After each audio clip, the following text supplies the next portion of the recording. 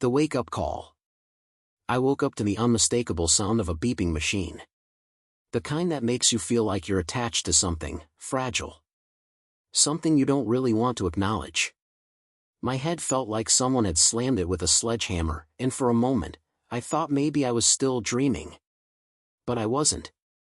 I blinked my eyes, trying to focus on the blurry room around me. White walls. Sterile. The smell of antiseptic. I tried to move, but a sharp pain shot through my chest, and I winced. The room was eerily quiet, except for the beeping and the faint hum of a hospital ventilation system. My body felt heavy, like I was being weighed down by the very air. A soft voice broke the silence. "He's awake," a nurse said, her voice calm but laced with an edge of concern. "Mr. Williams," she continued, walking into my field of view. "Do you know where you are?" I nodded slowly, trying to process the words. "Hospital," I croaked. My throat felt dry, like I hadn't spoken in days. "Do you remember what happened?" the nurse asked, her face scrutinizing mine for any sign of confusion. I opened my mouth to answer but was interrupted by the sound of another voice, this one low and familiar. It was my wife, Sarah. "I told you not to do it, James," she said. The words were sharp, angry, but there was something else in her tone, something darker. "You should have listened to me." My heart skipped a beat as I tried to turn my head, to focus on her. But my body was still so numb. Slowly, she came into view. I tried to smile, but it came out more as a grimace. Her face was drawn, pale. Something about her expression didn't sit right. I tried to speak, but the words stuck in my throat. "You're alive, at least," she said, almost as if it were a disappointment. Her voice was distant, like she was speaking to someone she didn't recognize. The nurse seemed to notice the tension. "I'll give you both some space," she said, backing out of the room. I waited until the door clicked shut, and then I looked at Sarah again. "What happened?" I managed to croak, my voice still hoarse. She didn't answer immediately. Instead, she sat down on the chair beside my bed, looking at me with something I couldn't quite place. Was it pity? Was it relief? "Do you remember the accident?" she asked, her eyes not quite meeting mine. The word hit me like a punch. Accident. I felt a rush of panic, and my heart started to race, but I forced myself to stay calm. "Accident?" I repeated, confused. "What accident?" Sarah exhaled sharply. "You were in a car crash," she said. "You were unconscious for days. You almost didn't make it." I couldn't believe it. My mind was foggy, my memories hazy. How long have I been here?" "Almost a week," she said quietly. "The doctors said it's a miracle you survived." I closed my eyes, trying to piece things together. A car crash. Almost dying. But still, there was a nagging feeling in the pit of my stomach. Something wasn't right. I could feel it, like a growing storm just waiting to break. Then I heard it. "Well, it's not like it's a huge loss if he doesn't wake up." Sarah's voice drifted through the thin walls, as though she hadn't noticed I was conscious. "He's not going to make it much longer anyway." My blood ran cold. The voice that answered hers was deep and unfamiliar, but it carried a smugness that sent a shiver down my spine. "Yeah," the man said, his voice dripping with satisfaction. "He won't last long, and when he's gone, it'll be all ours. All of it." The room spun as I tried to process the words. I felt as though I were being suffocated, my lungs fighting for air. Sarah, my wife, was talking to someone. Someone I didn't recognize. And from what they were saying, I was certain of one thing: she wasn't worried about me. She wasn't relieved that I'd woken up. She was planning my death. A numbness spread over me. They thought I was out cold. They thought I couldn't hear them. But I did. And I was going to make them regret it. Part 2, the plot unfolds. I stayed perfectly still, my eyes shut tight as I tried to digest what I had just heard. Sarah, my wife, the woman I trusted, the woman I had built my life with, was planning my death. And she wasn't doing it alone. The man she was speaking to, he wasn't just some casual acquaintance. His voice was full of confidence, of familiarity, like this was something they had discussed before. My stomach churned. It felt like I had been thrown into an alternate reality. One where I was no longer the man in charge of my life. One where I was a bystander, a victim in my own marriage. And all of this had been happening while I was lying unconscious in a hospital bed. I forced myself to breathe, each breath feeling like an effort. The pain in my chest was still sharp, like someone had taken a knife to my ribs. My body was battered, but my mind was sharper than ever. I couldn't let them know I was awake. Not yet. I needed to gather my thoughts, to figure out my next move. I had no idea how long I had been unconscious, but I wasn't going to let this go. Not when I had the chance to make things right. I kept my eyes closed, trying to make it seem like I was still in a deep sleep. The conversations continued, though now at a lower volume, as if they knew someone could be listening. But I was already too far gone in my thoughts, piecing together the fragments of their conversation. The man, the one who was obviously involved with Sarah, wasn't just some random guy. I was starting to recognize the tone of his voice. I had heard it before, at company events, at parties with mutual friends. His name was Greg. Greg Lawson. He was a successful entrepreneur, the type of guy who had connections, who always seemed to be in control. But what business did he have with my wife? My mind raced. Sarah had always been distant lately, but I never imagined it had gone this far. She had been cold and distant, especially over the past few months. I chalked it up to work stress, her always being preoccupied with her career. But now, I saw the truth. The emotional distance, the lack of intimacy, it was all part of the plan. They had been plotting this for a while. What was I to them? A financial asset? A man to be used, to be discarded once I was no longer needed? I couldn't just let them walk away with everything. This wasn't just betrayal, this was something deeper. It was manipulation, deception, and it was playing out right in front of me. Suddenly, I felt a sharp pain in my head as I tried to sit up. The effort was too much, and I quickly slumped back into the bed, gritting my teeth. Damn it, I had to act quickly. They would be back soon, and I needed to figure out how to play this. The voices outside my room faded, but I could still hear them faintly, Sarah's tone more urgent now, probably realizing I might be waking up soon. I waited a few more minutes, letting the tension in the room settle. Then, slowly, I opened my eyes, squinting against the harsh light that flooded the room. I turned my head slightly, just enough to see the door, which was slightly ajar. I could hear Sarah moving on the other side, her footsteps faint. I knew I had to make a decision. If I confronted her now, it could all blow up in my face. But if I played my cards right, if I stayed quiet and acted like nothing had happened, I could gather the evidence I needed. I could turn the tables. I reached for the call button next to my bed, just to make sure someone would be there when I needed them.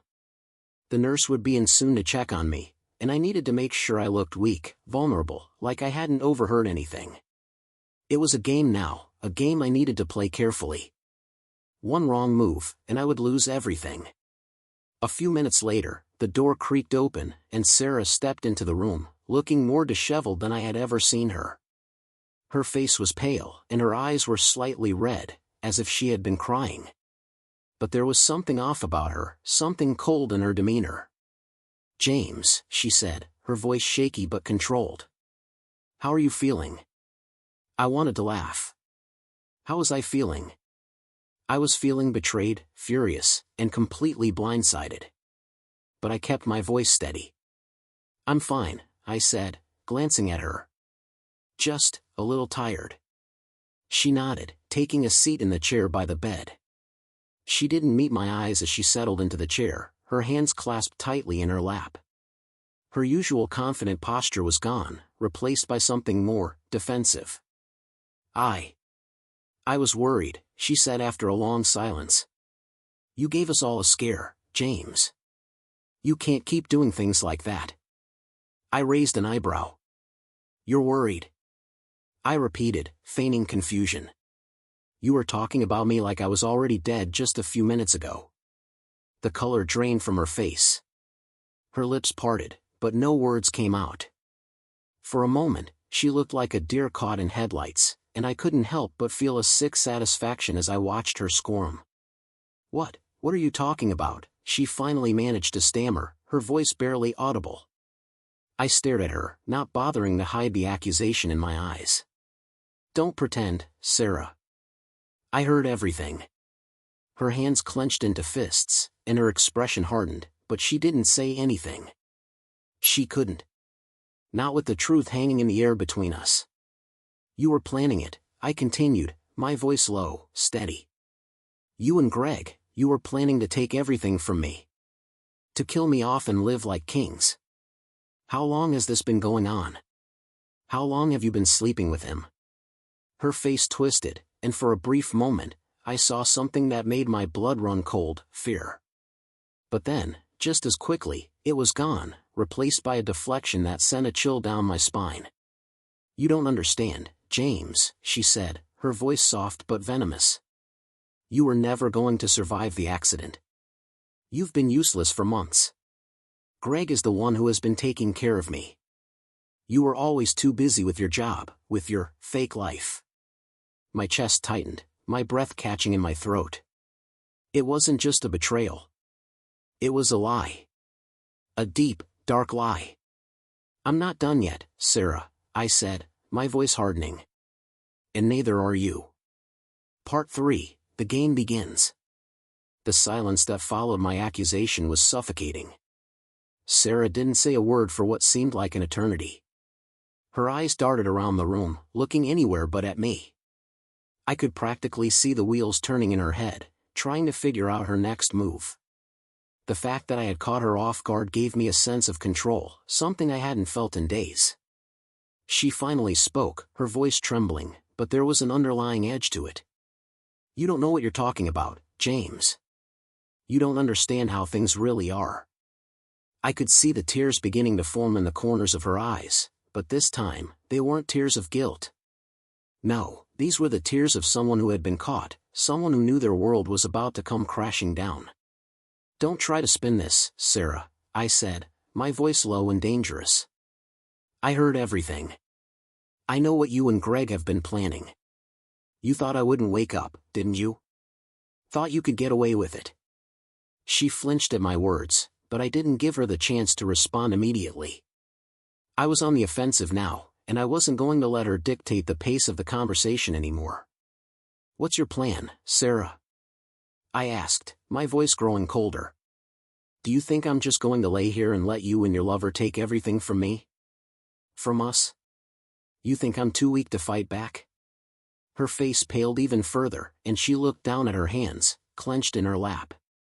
It was clear now that the facade she had put up over the years was crumbling.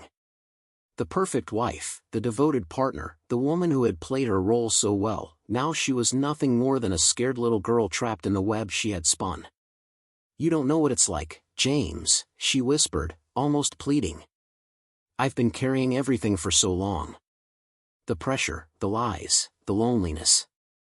You were always too busy with your damn work, with your career, you didn't even notice me slipping away. I had to do something. I had to feel alive again. I stared at her, incredulous. The audacity. So, you decided that murdering me was the way to feel alive? Was that it? You think I'm the problem, Sarah? Maybe you should have looked in the mirror. Maybe you should have thought about the consequences of your actions before you dragged someone else into this, someone like Greg.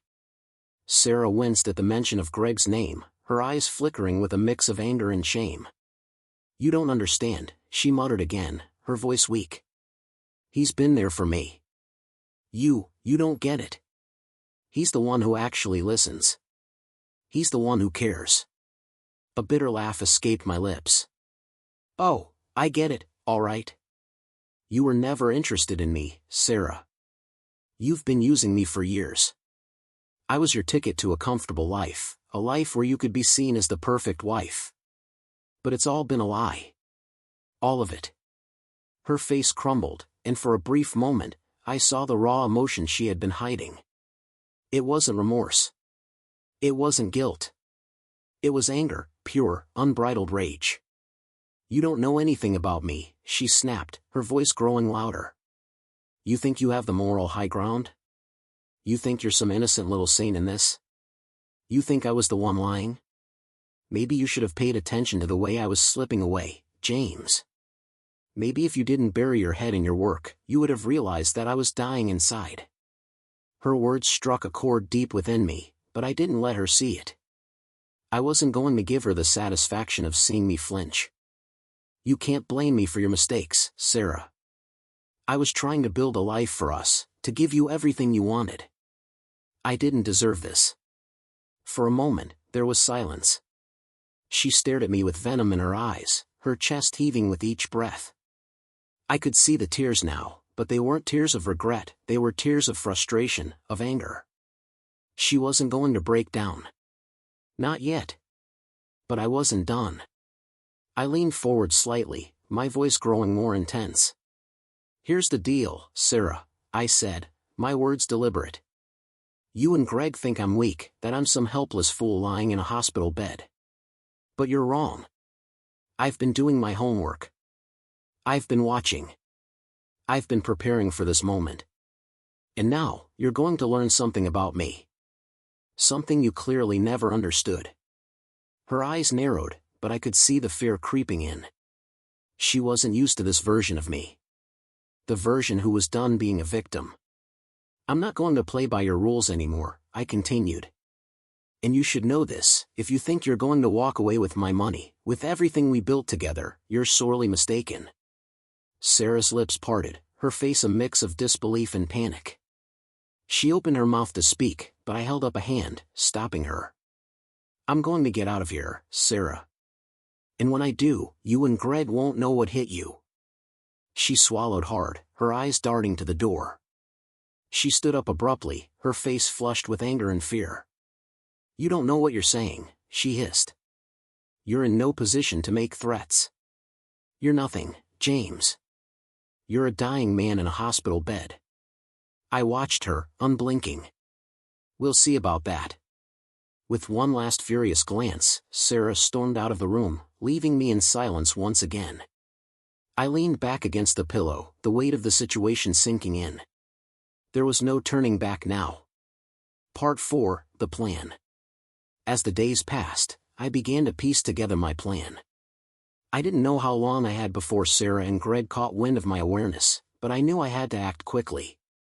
I spent hours strategizing, considering every possible move, every angle. I needed to make them regret ever underestimating me. First things first, I needed access to my accounts. I had to make sure that Sarah couldn't get her hands on my finances. That was the core of her plan, wasn't it? Money. If I could stop her from seizing control of everything I had built, I could buy myself time. I spent hours on the hospital's Wi-Fi, using my phone to check my bank accounts, my business investments, my legal documents. It was risky. The last thing I needed was for someone to find out what I was doing. But I had to. I was running out of time. I set up alerts on all my accounts, anything large that moved in or out would be flagged. That would be my first defense. But I needed more. I needed to find a way to catch Sarah and Greg in the act. They couldn't get away with this without paying the price. I knew I couldn't trust the police yet, not without evidence. But I had something better. I had my mind. And I wasn't afraid to use it. The stakes were high. If I failed, if I let my guard down for even a second, it would be over. But I wasn't going to let Sarah win. Not like this. Not when I still had the chance to fight back.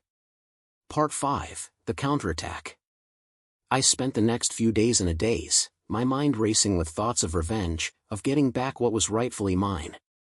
The hospital room was stifling, its sterile walls pressing in on me like a constant reminder of how vulnerable I was. But I couldn't afford to stay weak. Not anymore. I had already set the groundwork for my plan, but I knew I needed more. It wasn't enough to simply outsmart Sarah and Greg, I had to make them believe I was still the same naive, powerless man they thought they had left for dead. I needed them to underestimate me. I spent my days pretending to be weak, pretending that the car accident had left me broken, both physically and mentally. The doctors were still monitoring me closely, and they kept telling me I needed rest, that my recovery would take time. I played the role of the helpless patient well, responding weakly to their questions and relying on the nurses to do everything for me. All the while, my mind never stopped working. The first step of my plan was to secure my finances. I knew Sarah and Greg were after one thing: my money. I had already set up alerts on my accounts, so I would be notified if any transactions were made. But I needed to make sure my money wasn't just accessible to anyone. I had to lock it down, completely. I started by calling my lawyer, a man named Thomas, someone I had trusted for years. He was one of the few people I could rely on, someone who knew the intricacies of my business and legal affairs. "Thomas, it's James. I need your help," I said, my voice firm and steady. The call came from the hospital phone, a line I knew Sarah couldn't trace. "James, are you okay? You sound..." "I'm fine," I interrupted, not wanting to waste time on pleasantries. "I need you to make sure that everything is locked down. My accounts, my investments, everything. Sarah's got her hands on everything, and I need you to make it impossible for her to access anything." I heard the surprise in his voice. "What are you talking about? What happened?" "Long story. Just trust me on this," I said, my voice low. "I'll explain everything when I'm out of here. Just make sure Sarah and Greg can't touch my assets. I'll handle the rest." Thomas hesitated for a moment, and I could almost hear him processing the situation. "All right. I'll make sure your accounts are secure. But you need to stay low. I don't want to get involved in something dangerous, James. Don't worry. I'll handle everything. Just do this for me." After the call ended, I felt a small sense of relief. The first part of my plan was in motion. I could already picture Sarah's face when she tried to access my accounts and found that everything was locked. She wouldn't know what hit her. But securing my finances wasn't enough. I had to gather more evidence. I needed proof of Sarah's betrayal and Greg's involvement. If I could show the world just how deep their conspiracy went, I could destroy them both. I knew Sarah. She wasn't careful. She thought she could outsmart me, but I had always been a few steps ahead. She would make a mistake, and I would be there to catch it. It didn't take long for the next opportunity to present itself. I had spent enough time around the hospital, observing the staff, the nurses, the doctors. One of the nurses, a woman named Emily, had been especially kind to me. She was the type who cared about her patients, someone who genuinely wanted to help. I knew I could trust her. I called her to my room late one evening, after most of the other staff had gone home. She entered with a clipboard in hand, her bright smile lighting up the room. "Hey there, James. How are you feeling today?" she asked, her voice soft and warm. "Better," I replied, keeping my voice steady. "Listen, I need to ask you a favor." Emily raised an eyebrow, clearly intrigued. "What's going on? You don't look like you need anything." "I don't. But I need some information." "It's about Sarah," I said, keeping my tone casual. "You see, I know she's been coming and going a lot recently. And I know she's been in and out of this room."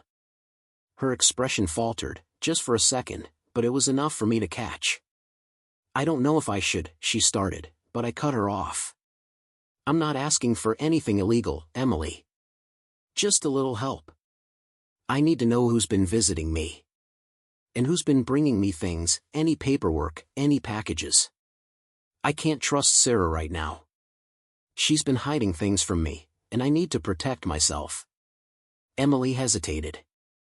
She was a good person, but I knew she was torn between her loyalty to the hospital and her compassion for me. After a long pause, she nodded. "All right," she said quietly. "I can do that. But I can't make it look like I'm doing anything suspicious. It'll have to be subtle." "Thank you," I said, my voice low with gratitude. "I just need to know who's been involved. I'll take care of the rest." She nodded again and left, her footsteps echoing in the hallway.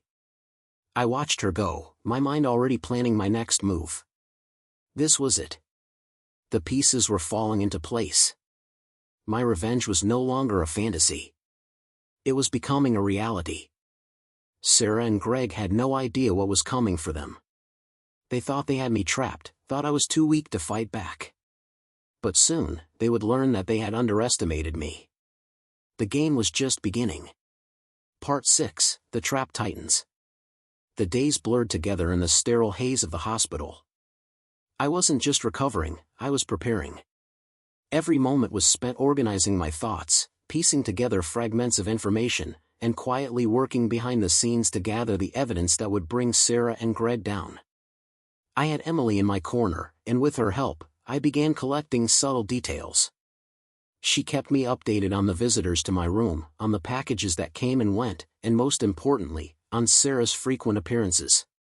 Emily was cautious, of course, never giving away too much, but every small detail she provided was a breadcrumb that I could follow. But there was still one critical piece missing: Greg. I didn't know much about him, other than the fact that he was some guy Sarah had met at work, someone she'd been seeing behind my back. He had to be the key to all of this. If I could get close to him, if I could gain his trust, he would lead me straight to the heart of the conspiracy. But how? I had thought long and hard about the best way to approach this. I couldn't just confront him outright, he'd run for the hills the moment he realized I was onto him. I needed something more subtle, more cunning. That's when it hit me. Greg was a creature of habit. I knew this because, like any good investigator, I had done my homework. Sarah had been sneaking around, coming to the hospital at odd hours, and Greg was never far behind. The same time, every night, just after the hospital's late shift change, he'd show up, always carrying a bouquet of flowers or some other token of affection. The visits were always short, but they happened with regularity. I had noticed the pattern. I'd spent enough time in my hospital bed pretending to be weak and helpless, but I had also spent that time learning the ins and outs of the building. I knew the hospital's layout, the security cameras, and the blind spots in the corridors. It wasn't much, but it was enough for what I had in mind. The plan was simple. I needed to set up a situation where I could get Greg alone. The hospital had a small cafe on the ground floor, a place where employees often went to relax after their shifts. If I could get him there, I could confront him and, hopefully, coax out the truth. The only issue? I had no direct access to him, no way of getting a message through. I couldn't just leave my bed, not without arousing suspicion. But then Emily came to the rescue again. She had become more than just a helpful nurse. She had become my ally. After a bit of convincing, I'd gotten her to agree to leave a note with Greg during one of his visits, just a casual catch-up message that would draw him to the cafe. I wrote it carefully, making sure it sounded like a normal, everyday request, nothing that would raise suspicion. The note was short and to the point. "Hey, Greg, I need to talk. Can you meet me at the cafe downstairs in 30 minutes? We need to figure this out." Simple. But effective. Emily slipped the note into a folder and discreetly handed it to Greg when he came in the next evening. The trap was set. Later that evening, I could feel the tension rising in the pit of my stomach as I lay in my hospital bed, staring at the clock on the wall. Every second that passed brought me closer to the confrontation I had been planning for days. I had to stay calm. I had to stay in control. I had arranged for a nurse to check in on me every 15 minutes, just to maintain the illusion that I was still weak and bedridden. It wasn't easy, but I was determined. This was my only shot at getting the upper hand. The minutes ticked by slowly. Then, just as I was starting to doubt the timing, I heard footsteps outside my room. I glanced at the clock, perfect timing. Greg walked past my door without a second glance, his hands stuffed in his jacket pockets. He was wearing a black hoodie, as usual, and his expression was unreadable. He hadn't noticed me at all, and I wasn't sure whether to feel relieved or more anxious. The fact that he hadn't acknowledged my presence meant he had likely already read the note, and now he was heading for the cafe. I took a deep breath. It was time. In the cafe. I didn't go to the cafe myself, of course. I couldn't risk being seen walking through the halls, especially by someone who might be watching for me. Instead, I relied on Emily again, who had agreed to stay close by, making sure Greg couldn't leave without me knowing. I waited for what felt like hours, but in reality, it was only about 20 minutes before my phone buzzed. "It's done." "He's in the cafe," Emily texted. I quickly typed back, my fingers moving faster than I thought possible. "Don't let him leave. Keep him there." A few minutes later, I received another message, "He's not going anywhere. He's looking at the door every few seconds. He's waiting for you." Perfect. It was time for me to make my move. I carefully wheeled myself out of bed, my heart pounding in my chest. This wasn't going to be easy, but I had to follow through. The only way to catch them was to take the first step. I carefully adjusted the blankets to cover my legs, making sure no one would suspect a thing if they saw me on my way out. With a deep breath, I pushed the door open just enough to slip through. The corridor was quiet, lit only by dim overhead lights. I moved quickly but quietly, using every trick I had learned over the past few days to stay unnoticed. When I reached the staircase, I took the steps two at a time, my mind focused on the task at hand. I arrived at the cafe moments later, my pulse racing. Greg was sitting at a table by the window, tapping his fingers nervously on the surface. I paused for a moment, just outside the door, watching him. His eyes were scanning the room, waiting. He didn't even know I was here. I took a deep breath, and with a confident step forward, I entered the cafe. Part 7, The Confrontation. The cafe was quiet, almost eerily so. The faint hum of the coffee machine in the corner and the soft murmur of distant conversations from the hospital staff made the atmosphere feel oddly mundane. But for me, this moment was anything but ordinary. Every step I took towards Greg felt like the sound of a ticking clock, counting down to the inevitable truth. He hadn't noticed me yet. I hesitated for just a split second, watching him. Greg was sitting there, his elbows propped on the table, his fingers still tapping anxiously. He was fidgeting, clearly nervous. He hadn't expected me to show up. I knew this would be my only chance. If I didn't move now, if I didn't make my presence known, I might lose everything. I took a deep breath and walked forward, my footsteps deliberate and measured. "Greg," I said, my voice calm, almost too calm. The word hung in the air like a challenge. His head jerked up, his eyes widening in surprise. He blinked a few times, as if he couldn't quite believe his eyes. "James," he stammered, trying to mask the panic in his voice. "What are you doing here?" I stood in front of him, not taking a seat. There was no need for pleasantries. No need to soften the blow. "I think we both know why I'm here, don't we?" I said, my tone low but sharp. "I'm here because of Sarah. And because of you." Greg's face shifted, his expression going from startled to defensive in an instant. He shifted in his seat, looking around, as if searching for an escape route. But there was nowhere to run. "Look, man, I don't know what you think you know," he started, his voice a little too high-pitched for comfort. "But this isn't what you think. Sarah and I, we didn't." "Oh, spare me the lies," I interrupted, leaning forward slightly, keeping my eyes locked on his. "You think I don't know what's been going on? The sneaking around, the late-night visits to my hospital room, the whispers between the two of you? I was in that room, Greg. I heard everything. I know what's been happening." His eyes flickered, guilt washing over his face. For a split second, he almost looked like he was going to confess. But then the deflection came.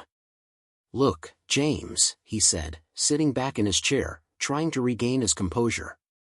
"You don't know what's going on. This isn't about you. It's about Sarah and me. We just couldn't keep pretending, all right? She's been unhappy. You were never there for her." "You've got some nerve," I shot back, cutting him off again. "You think I don't know what's been going on? You're not the victim here, Greg. Neither of you are. I was in that bed, fighting for my life, and you two were already planning how to spend my money when I was gone. Greg's face hardened, and for the first time, he stopped trying to deny everything. He leaned forward, his voice dropping to a low growl. "You think I'm the bad guy here?" he said.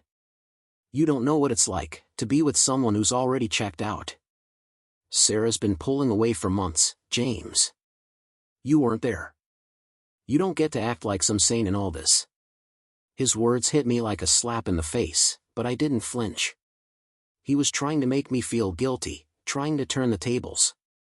But I wasn't going to let him get away with it. "Save your excuses, Greg. This isn't about me. This is about you two being selfish. I wasn't perfect, sure. But neither was she," I said, my voice cold. "And now, you're going to pay for it." Greg's eyes narrowed, and I could see the panic beginning to set in. He wasn't as calm as he wanted to appear. He was crumbling under the weight of his guilt, his own lies. "You're going to ruin everything, you know that," he hissed, his hands clenching into fists. "You can't just." "I already have, Greg," I said, my voice steady, unwavering. "You and Sarah aren't getting away with this. You think I'm going to just roll over and let you take everything from me? Think again." He sat back in his chair, his face pale now. I could see the fear in his eyes. He was realizing, finally, that I wasn't just some helpless man lying in a hospital bed. I was taking control. And I was going to expose him for what he was, a manipulative liar who thought he could get away with betraying me. "You think you can threaten me?" Greg spat, his bravado slipping. "You think you can make me scared of you? You've got nothing on me." "Oh, I've got more than you think," I said with a slow smile. "You and Sarah made a huge mistake. I've been documenting everything, every conversation, every visit, every little slip-up you've made. I've got it all. And once I release it, your little affair won't just ruin my life. It'll ruin yours too." His face turned from pale to flushed with anger. "You wouldn't." "I already have," I cut in, pulling my phone from my pocket. I didn't show him the screen, but I knew it was enough to send him into a frenzy. I had the receipts, texts, voice memos, photos, everything. I had carefully collected them all, just in case this exact moment came to pass. Greg's eyes darted around the cafe. He was cornered now. He could try to act tough, but he knew, deep down, that he was finished. "You think I'm just going to let you ruin everything?" he asked, his voice now shaking with desperation. "I don't think you have a choice anymore," I replied calmly, my gaze never leaving his. "I'll make sure everyone knows exactly who you are.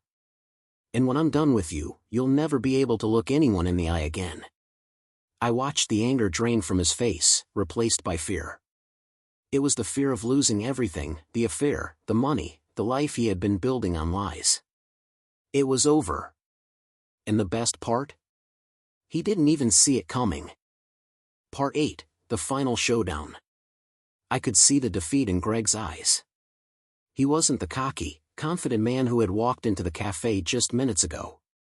The facade he had worked so hard to maintain was crumbling, piece by piece. But this wasn't over yet.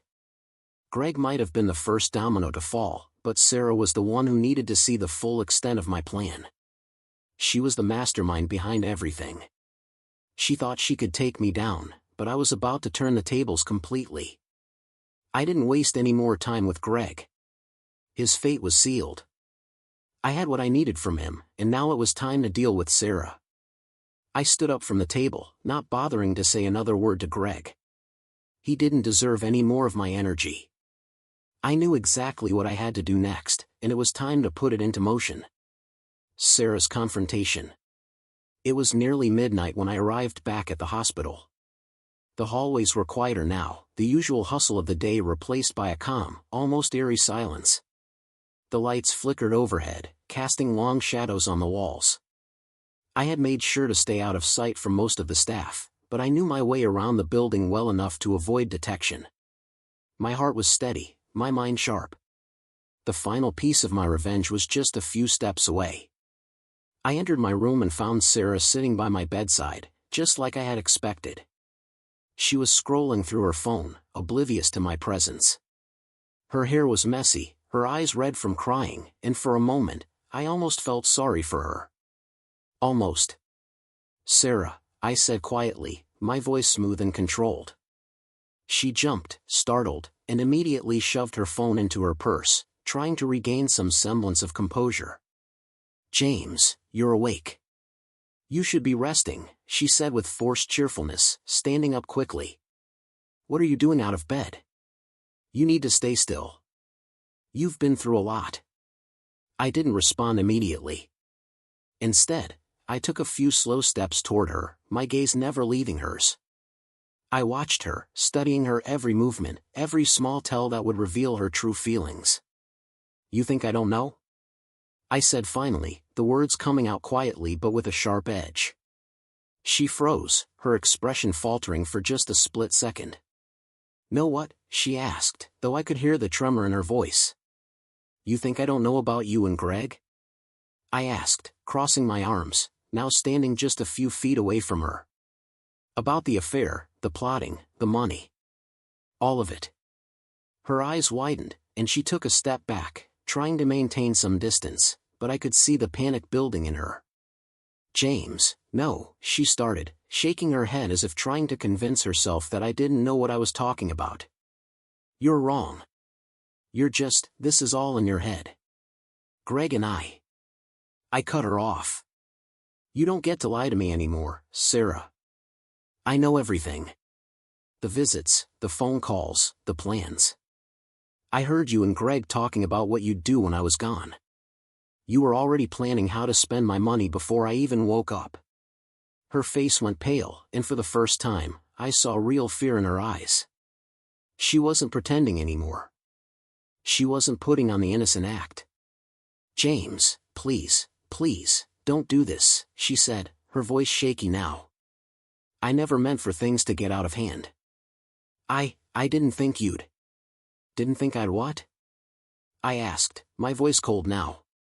"You didn't think I'd find out? You didn't think I'd remember everything? You didn't think I'd come for you both?" She took a step forward, her hands shaking. "I was trying to leave you. I swear. I couldn't keep going like this, and I didn't know what to do." I felt a sharp pang in my chest, but it wasn't sympathy. It was something else, something darker. Betrayal. Anger. The realization that the woman I had loved, the woman I had trusted with everything, had been plotting my downfall behind my back. I took a deep breath and let it out slowly. "Well, now you're going to face the consequences, Sarah. You're going to pay for what you did. And you're going to lose everything." Her expression hardened, and she shook her head. "You don't know what you're talking about. You think you can just ruin everything? That's not how this works. You're not in control anymore, James." "Oh, I'm in control, Sarah," I said, the words leaving my mouth with a chilling finality. "You've always underestimated me. But not anymore. You're not the one who's in control here. You never were." She swallowed hard, looking around the room as if she were searching for a way out. I could see the panic in her eyes, the way she was beginning to realize just how deep she was in. There was no escape now. She was trapped. The fallout. The next few days were a blur, but they were the final pieces of my revenge. I contacted my lawyer, Thomas, and we filed the necessary legal paperwork to ensure that Sarah and Greg could not touch a single dime of my money. We locked down my accounts, froze everything, and made sure they had no access to my assets. I also made sure to expose their affair, both the emotional and financial betrayal, by leaking key pieces of evidence to the people who needed to know: my family, close friends, and, of course, the media. Sarah and Greg thought they could get away with everything. They thought they could use me, manipulate me, and then discard me when they had everything they wanted. But I had outsmarted them. I had been planning for this moment for months. Sarah's carefully constructed world came crashing down around her. The affair, the lies, the financial manipulations, all of it came to light. And Greg? He lost his job, his reputation, and whatever dignity he had left. The best part? They couldn't even try to fight back. Not when I had the law, the evidence, and the truth on my side. The end. Don't forget to like, comment, and subscribe for more incredible content.